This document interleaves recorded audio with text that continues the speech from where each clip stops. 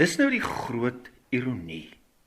Die man wat die meeste bekommerd behoort te wees, want hy is in die tronk, vertel vir mense buite die tronk hoe om hulle bekommernisse te hanteer. Ek praat natuurlik van die bekende Filippense 4 vers 6 en 7 waar Paulus skryf: "Moet oor niks bekommerd wees nie, maar maak in alles julle versoeke deur gebed en smeking met danksegging aan God bekend." En dan die belofte: "En die vrede van God, wat alle begrip oortref, sal in Christus Jesus oor julle harte en gedagtes waak." Nou geliefdes, is baie belangrik dat ons hierdie opdrag van Paulus nie in isolasie, los van die res van die brief, probeer verstaan nie. Hier in vers 6 kry ons nie 'n kort kits resepie om kommervry en sorgvry te leef nie. Nee, maar hier is wel 'n baie belangrike en ons kan sê 'n lewensveranderende opdrag. Maar ek en jy moet dit saam met die res van die hele Filippense brief verstaan. So kom ons maak 'n bietjie regtig erns met hierdie baie bekende teks, sodat ons regtig hier agter die kap van die byl kan kom en so ook die vrede van die Here Jesus kan ervaar. Ons gaan na 3 sake kyk. Wat is bekommernisse? Wat bedoel Paulus hier? Hoe moet ons dit reg hanteer? En dan as ons dit reg hanteer, wat sal die heerlike gevolg wees? So, wat is bekommernisse? Net so terloops, Paulus gebruik dieselfde woord vir bekommernisse hier as wat Jesus in die bekende Matteus 6 vers 25 en 31 gebruik, waar hy ook duidelik vir ons sê om nie bekommerd te wees nie. Nou as ons na die brief in geheel kyk, dan lyk dit beslis asof die klem nie hier op selfsugtige persoonlike bekommernisse val nie.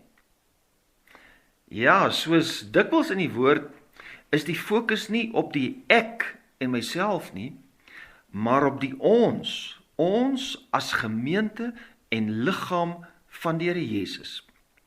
En ons kan dit duidelik aflei uit die brief watter tipe bekommernisse en moeilikhede die gemeente hier beleef het. Net 'n entjie vorentoe in hoofstuk 4 vers 2 het ons gelees van die konflik wat tussen Judea en Sintige ontstaan het. So dit was 'n bekommernis vir die gemeente uiteraard. Dan in hoofstuk 3 het ons gekyk na die bedreiging van die dwaalleraars. Mense wat weer die besnydenis wou invoer en Paulus waarsku baie ernstig teen hulle invloed. En dan kan ons ook aflei uit hoofstuk 1 vers 27 en 28 dat daar teenstanders was. Teenstanders van die evangelie. Mense wat moeilikheid veroorsaak het. En natuurlik oor die hele brief as agtergrond raak mens natuurlik bewus van die onsekerheid wat daar sou wees oor Paulus wat nou self in die tronk is. En hy was die stigter van hierdie gemeente en hulle geestelike vader. En daarom was daar hierdie bekommernis en die onsekerheid oor die toekoms van die gemeente as geheel. So dis al die agtergrond ten opsigte van bekommernisse. Maar natuurlik kan ons dit ook na ons persoonlike lewe deurtrek. Daaglikse bekommernisse. Dis maar net belangrik dat ons altyd ook die groter prentjie van bekommernisse in gedagte hou en dit nou nie net weer reduseer tot 'n selfsugtige saak wat net oor myself en my eie belange gaan nie. Dis die gemeente van die Here Jesus as geheel, waarvan ek vertrou jy ook deel is, wat bedreigings en onsekerheid kan ervaar, en wat tot angs kan lei as ons hierdie bekommernisse nie reg hanteer nie. En dit bring ons dan by die volgende saak. Hoe moet ons bekommernisse hanteer? En dis die hoofboodskap hier. In plaas daarvan dat die gemeente, maar ook ek en jy, nou deur angs en bekommernisse beheer word, moet ons hierdie dinge in gebed na die Here toe bring. Ja, ernstige gebed en smeking.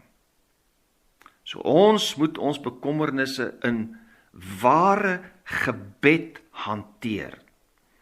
En dit beteken nou dat ons nie net so af en toe 'n lui skietgebedjie sal probeer opstuur hemel toe terwyl ons rustig op die rug lê nie. Nee, ernstige gebed. En hierin is die Here Jesus self vir ons 'n veelzeggende voorbeeld. Hier in Hebreërs 5 lees ons: Christus het tydens sy aardse lewe smekinge en pleitbedes met harde krete en trane gebring voor God, wat in staat was om hom uit die dood te red. En hy is verhoor op grond van sy eerbiedige onderworpenheid aan God. En dan, geweldig vers 8, alhoewel hy die seun was, het hy gehoorsaamheid geleer deur wat hy gelei het. En dan lees ons verder dat hy so tot volmaaktheid gebring is. Weet julle, hier is 'n geweldige, merkwaardige stelling. Ja, die Here Jesus self het ook deur groot benoudheid en bekommernis gegaan. Maar hy het dit hanteer deur vurige, hartstogtelike gebed met geroep en trane. En in hierdie proses van lyding en gebed het hy volmaak geword. En natuurlik die hoogtepunt daarvan sien ons in Getsemane, as Jesus met sy hele wese ernstig roep: Vader, laat hierdie beker by my verbygaan, die kruisdood wat sou wag die volgende dag. Maar dan telkens, nogtans nie my wil nie, maar u wil. Nou is dit baie veelzeggend en ook interessant. Die selfvernedering en lyding van Jesus, soos daar in Getsemane, is juis die kern en die middelpunt van die hele Filippense brief.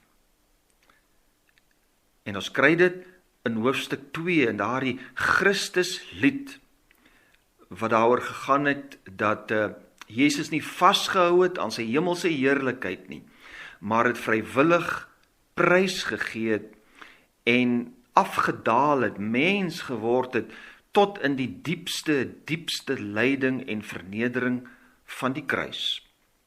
Ja, Jesus het homself verneder. Hy het homself volkome aan die Vader se wil en goedheid toevertrou. Hy het nie sy eie veiligheid en sy eie belange eerste gestel nie. En gelowiges word nou opgeroep om hierdie selfde gesindheid te hê. Nou, gesien teen hierdie agtergrond, is die belofte oor gebed in 4 vers 6. Moet oor niks bekommerd wees nie, maar maak in alles julle versoeke deur gebed en smeking met danksegging aan God bekend.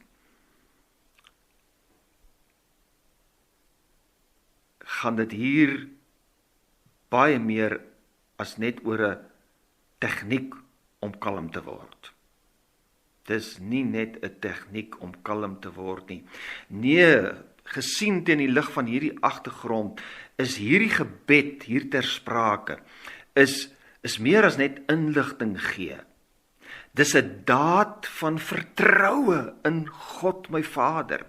Dis 'n daad van oorgawe, van afhanklikheid. Dis om te buig voor God in nederigheid en onderwerping, om soos Jesus te sê, nie my wil nie, maar U wil. En dit maak baie sin as ons nou na Paulus se eie situasie hier in die tronk kyk. Beslis en seker sou Paulus gebid het en gevra het dat die Here hom weer vryheid moet skenk. Maar is ook baie duidelik uit wat hy skryf, dat hy homself onderwerp aan God se wil, aan God se tydsbepalings, en daarom het hy sy gevangenskap, al was dit baie beslis nie lekker nie, gesien en beleef as 'n kosbare geleentheid vir die verkondiging van die evangelie, as 'n geleentheid vir getuienis. So ons kan hierdie opdrag in vers 6 nie net los sien, asof Paulus sê, moenie bekommerd wees nie en bid nou maar. Nee, hy bedoel eintlik, soos iemand dit gestel het, op 'n praktiese vlak, gemeentelede, leef soos ek self geleef het, deur te leer om op Christus te vertrou en in hom bly te wees in te midde van die slegste omstandighede. Ja, ook in my en jou lyding en swaar kry, te midde van onverstaanbare dinge wat met ons gebeur, moet ons nog steeds waardig die evangelie leef. Deur in gebed ons self voor die Here oop te maak, oop te stel vir sy wil, vir sy vormingswerk in ons, en dit sluit in dat ons blydskap sal beleef in hom te midde van lyding en swaar kry. En dit bring ons nou sommer by 'n baie belangrike saak. Danksegging. Gebed en smeking met danksegging. Jy sien, omdat gebed nie 'n blote selfsugtige inkopieslys is nie, maar juis onderwerping aan God se wil is, kan ons en moet ons God steeds dank binne in hierdie pynlike situasies. En ons is nie skynheilig as ons dit doen nie. Ons het rede om hom te dank. Ons kan sê in opregtheid, dankie Here Jesus dat U by my is. Ons het mos gesien in vers 5 waar Paulus gesê het, laat julle vriendelikheid aan alle mense bekend word. Die Here is naby. Hy's naby jou ook. Ja, hy's naby jou wat op hierdie oomblik swaar kry en huil oor jou swaar kry. Ek kan nog steeds sê, dankie Here, dat U plan vir my die beste is, al huil ek en al verstaan ek dit glad nie. Dankie dat U wil volmaak is, al maak dit vir my nie sin nie. Dankie Here, vir al die seëninge wat ek nog steeds beleef binne my swaar kry. Daardie ou raad is tog so kosbaar. Tel jou seëninge een vir een. Net so terloops, hierdie aspek van danksegging as deel van ons smeekgebede is natuurlik op 'n bloot praktiese vlak ook onmisbaar belangrik. As jy danksegging aan God gaan weglaat uit jou gebede, en hom nie regtig dank nie, weet jy wat, dan gaan jou gebede jou eintlik net meer depressief maak. Want as ons net al ons lang lyste bekommernisse voor die Here noem, dan gaan ek my eintlik self net herinner aan al my probleme, En as ek klaar gebid het, gaan ek erger voel as voor die tyd. Daarom, geliefde, maak 'n punt daarvan. Sê, Here, ja, kry swaar, en ek roep tot U oor my pyn en my ellende, maar ek gaan U nog steeds loof en prys en dankie sê. En as jy dit doen, wat is die gevolg? Vers 7 is tog so duidelik. En die vrede van God, wat alle begrip oortref, alle verstand te bowe gaan, sal in Christus Jesus oor julle harte en gedagtes waak. Let mooi op wat hier staan en wat nie hier staan nie. Hier staan nie, God gaan beslis onmiddellik die moeilike en onaangename omstandighede verander of wegvat nie. Maar wat word wel beloof? Die vrede van God sal oor ons waak. Dit is 'n onbegryplike, onverklaarbare, mens kan sê 'n onlogiese vrede te midde van die moeilikste omstandighede. Dis wat ons duidelik kan aflei, Paulus self daar in die tronk, waar hy onregverdig aangehou is, prakties, konkreet beleef het. En dis interessant, Paulus gebruik hier 'n militêre woord vir waak.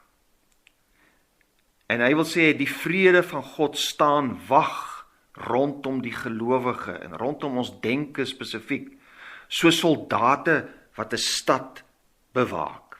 En heel waarskynlik sou dit vir die inwoners van Filippi, wat 'n Romeinse kolonie was met 'n sterk militêre teenwoordigheid, 'n besonder veelzeggende beeld gewees het. Hulle het verstaan wat dit beteken as soldate waghou. Kom ons vat dit saam. As ek en jy smag na hierdie diepe vrede in ons chaotiese omstandighede, in ons hartseer oomblikke, in en te midde van 'n vreesaanjaende wêreld, dan moet ons hierdie belofte in Filippense 4 vers 6 eerlik binne die konteks van die hele brief verstaan.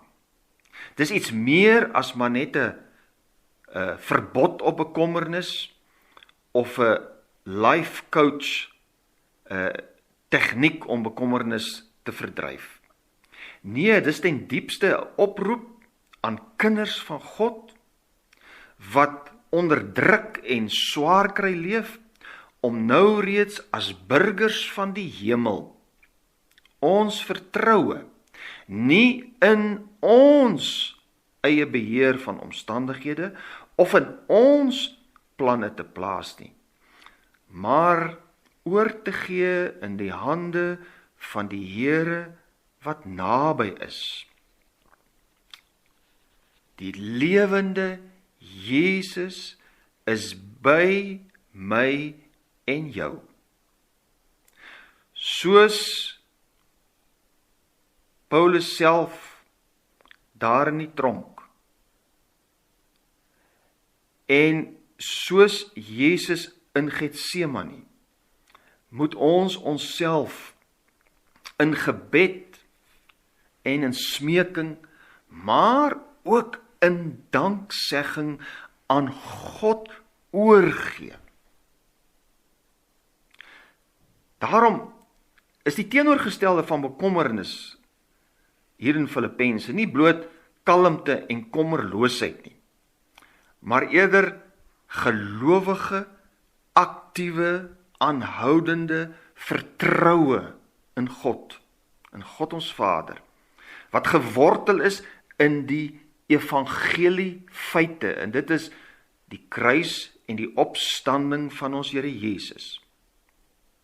Jy sien, dit gaan eintlik hier oor 'n vertroue in Jesus en sy heerskappy, voor wie ek buig, al gebeur dan nou met my dinge wat ek nie verstaan nie. As ons biddend, nederig en dankbaar, ongeag omstandighede, vashou aan die Here Jesus, my Here, dan kan ons nou reeds vrede, maar ook vreugde, en ja ook vriendelikheid teenoor ander mense, beleef in ons hartseer. En dis alles natuurlik kenmerke van 'n lewe wat eer aan God bring. Paulus sê in wese, soek eerstens die koninkryk van God en sy wil, en vertrou die Here om sy vrede in jou hart te gee. En so sluit Paulus natuurlik aan by Jesus self, in Matteus 6 vers 33, jy ken dit, soek allereers die koninkryk van God en sy geregtigheid, en al hierdie dinge sal vir jou bygevoeg word. So wat sê Paulus vir ons? Oorgawe, biddende oorgawe, gehoorsaamheid, om ons harte in nederigheid voor ons Vader uit te stort, saam met dankbaarheid. Dis die pad wat ek en jy moet loop, te midde van ons diepe nood. En die Here sal jou nie alleen los nie. Hy sal sy bonatuurlike vrede ook aan jou skenk. Amen.